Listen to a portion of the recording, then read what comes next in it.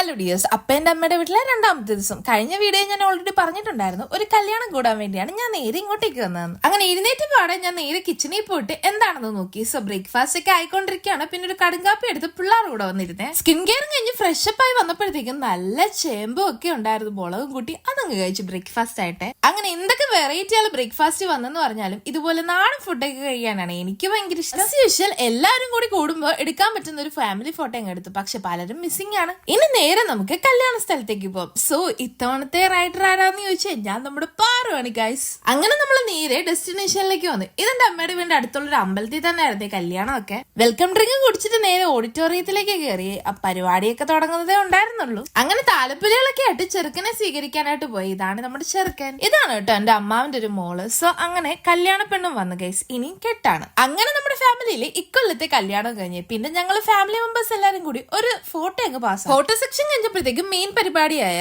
സദ്യ കഴിക്കൽ ചടങ്ങിലേക്കാണ് നമ്മൾ പോകുന്നത്. നല്ല ടേസ്റ്റ് സദ്യ ആയിരുന്നേ. കൂട്ടത്തിൽ കൊട്ടാരക്കര ഗണപതിയുടെ ഉണ്ണിയപ്പം ഉണ്ടായിരുന്നേ. എന്താ ടേസ്റ്റ്. അങ്ങനെ വളരെ പെട്ടെന്ന് ഒരു കല്യാണം പോയി. അപ്പൊ ഓക്കെ വാടാ നെക്സ്റ്റ്